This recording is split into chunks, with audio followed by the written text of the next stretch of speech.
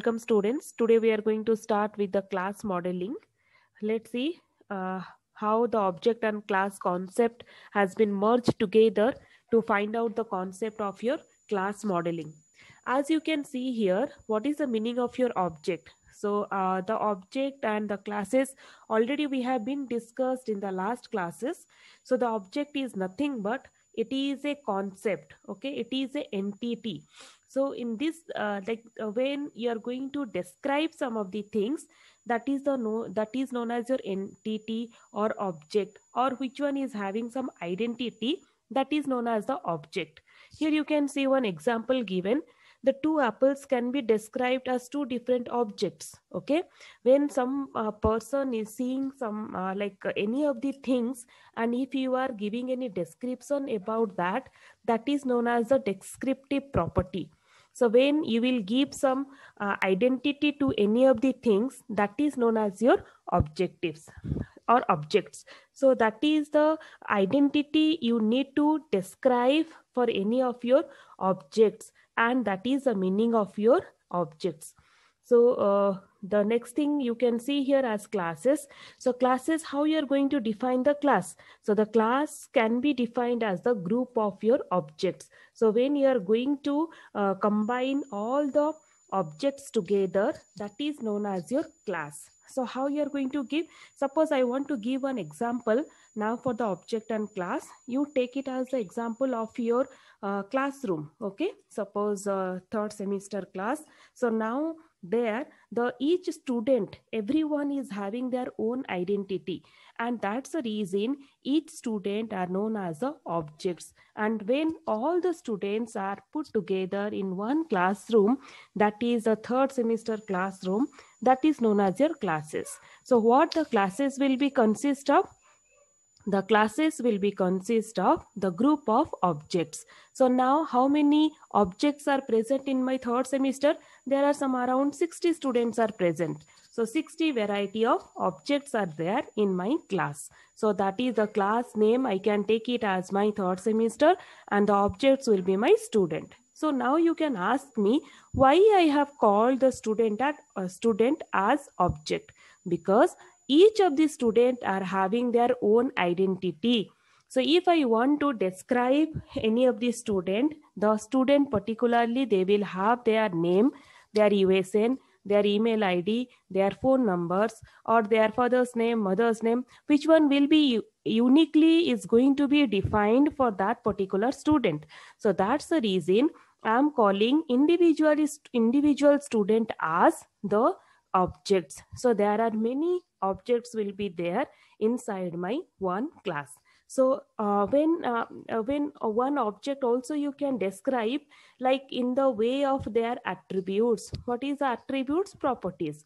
Okay, properties also, their behavior also, their relationship also, all these things also you can describe inside the class, because all the objects will be present inside a class. So how it is going to be defined, that we will see particularly by using some of the examples. So now moving towards your next slide, you can see here I have some class diagram. So now what is this class diagram? Here I have taken the example of the person working for the company. Okay, so here when you are going to draw any of the class diagram, what you are going to do?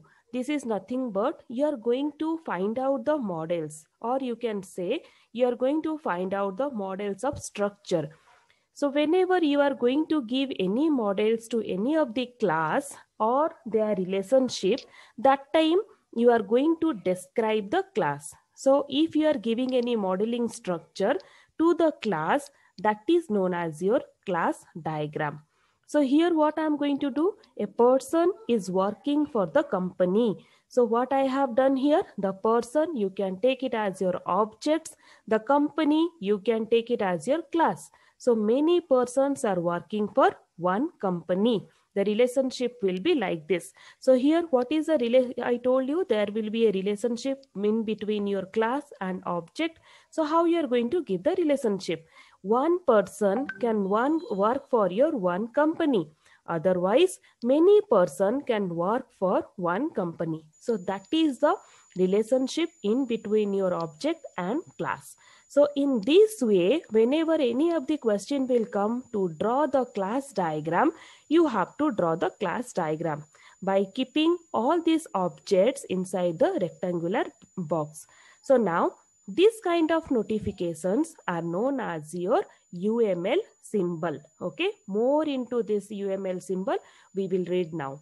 So list class name in boldface, enter the name in the box and the capitalize the letter. This is the way of writing the objects. How you are going to write the objects? In the center you need to keep it, and the first letter has to be capital, and you are going to write it in the bold. Otherwise normally you can write, no problem in that. So this is the notification of your class diagram. And also this class diagram is very useful for both the cases. In which both the cases? It is useful for your abstract modeling, and also it is useful for your designing the actual program. So the class diagram is useful for both of the things. How? We will see that also. Here in the last you have seen the class diagram. Okay, here you can take it, the class diagram, in this way. Now we are going to see the object diagram. I told you that if I am taking the person here, the person as object, the company as class, that is a relationship. And also you can take the person as a class, the company is also as a class. Okay, that also you can take. How you are taking your things, you need to describe it. Fine. So now if I am taking the person as a class also, the company as a class also, then how I am going to define my object from these classes? So now in the next slide you can see, if you want to draw the object diagram, what you are going to do? I told you in the last slide you have seen the class diagram, that is the person and company. Also you can take the person as object, company as class, and also you can take the person as class, company as class. If you have taken the person as class, then you need to find out the objects which is present inside the person. So now this is the name of the person. Okay, this is another name. This is X name. So here, if you want to place any of the person name, how you are going to define? You are going to define in this way with the underline. Okay. So here it will show the individual objects relationship and also individual person or individual company name. So here you can see that here the person name, 3 persons names are there and some different company names are there. So when you are going to specify the company names, that time it will be the object. So now the TCS is the object and the company is the class. Here Joe Smith is the object and person is the class. So in this way you are going to define, or you are going to represent your object diagram by giving the underline and this colon mark. Don't forget to give all these things, because this is the way of writing the object diagram. Okay, moving towards the next slide, we will see the values and the attributes. What do you mean by value? The value is nothing but the piece of data. Okay, so how you are going to define this piece of data, or how you are going to give the value? You can see here the value will be nothing. Suppose here the age is integer, I have given the age is 20. This 20 is nothing but it is a piece of data. So this is the value of your age. Okay, here I have given 21. So this is the value of this age. And here the birth date is date. So here I have given some value. Here also I have given some value. So this thing also has to be represent when you are going to define any class or object. So one more concept is here, that is your attribute. This attribute is nothing but it is a property of a class which one is going to describe each object of the class. Okay, how? Now I told you that I have taken the person as my class. So if the person is a class, then this Joe Smith and Adam will be my object. Okay, but what will be the attribute? Attribute will describe the person. So how you are going to describe the person? In terms of the name, father's name, mother's name, age, birth date, or email ID, or phone number in this way. So that things are nothing but your attributes. So here the name will be in the form of your string. As I have given string, whenever you are going to write about that time you have to keep everything in the double quotes. But the age I have defined as integer, so you need to keep all the values in terms of your integer. Then the next one is the birth date. So as I have written date here, there will be the format of the date. You can utilize that format whenever you are writing the program. You need to check the date is in which format, and in the same format we have to enter the values. So now this is nothing but this is the attribute session, which is going to be defined very uniquely or identified way within a class. So here this is your class with attributes. When the objects will be attribute, how you are going to define? So this is my class name. So this is my object name. These two, Joe Smith and Adam. Then what you are going to do? You have to write the attributes. So here you cannot write string. You have to write the name. Here you cannot write integer. You have to write the value. Here you cannot write date. You have to put the date. So in this way, you are going to define the objects with attributes. Moving towards the next one. Here you can see how you are going to define the class with attributes and object with values. I have already told you, whenever you are going to put any UML notations, in a class box, what you are going to write, you have to type and you have to put the default value, the class with attribute. What is the default value? That is string, integer and date. So that you are going to put it in as a default value. And whenever you are going to write, you should write with the colon. You have to precede with the colon and also with the equal sign. So you can see it is there with the colons. So these things you need to be very careful. So how you are going to write here also, one more thing, it has to be the regular face or left alignment. You see everything is in the left aligned.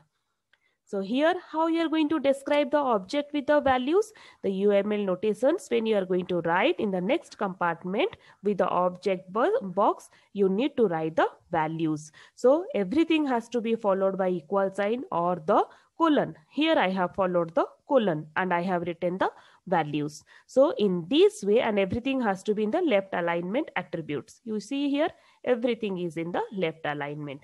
So in this way you are going to describe your values and attributes in your class and objects. Moving towards the next slide, you see here there is one example is here. Person is there as a class name, person ID, name string, age integer, birth date, date. Okay. Here person, name string, age integer, birth date, date. So what is the mistake happened here? Why this term is wrong? Because if you are defining any person's ID, then person's ID will be integer type. But what it has been written here? ID. And also if you want, you can write as a string also, because your USN belongs to a string also. You can represent in the term of your string, but the ID is nothing is there like ID. That's the reason this is wrong. In this way, you should write the identifiers properly. Moving towards the next slide. Some operations and methods are there. How we are going to do these operations and methods on our class and object. So what is that? Let's see. An operation is a function or procedure that may be applied or by the objects in a class. Some operations will be there. We will see in the example. That operations you have to be applied on the objects. And all the objects in a class share their same operations. How it is and working and all, you can see here. This is the person, name, age, birth date and net salary is there. These all are the file names.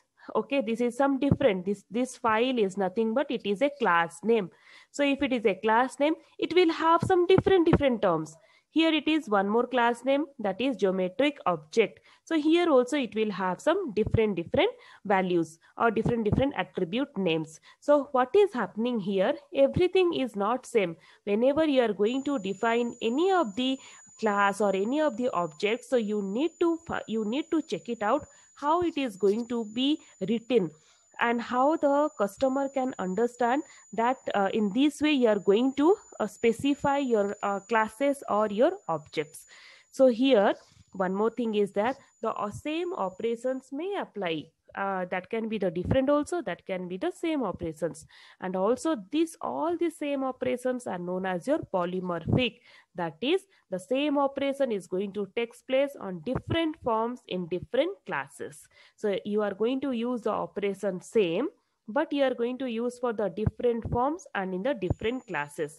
Implementation also you need to be taken care in the term of your operations. So I will just move towards my example where you can understand.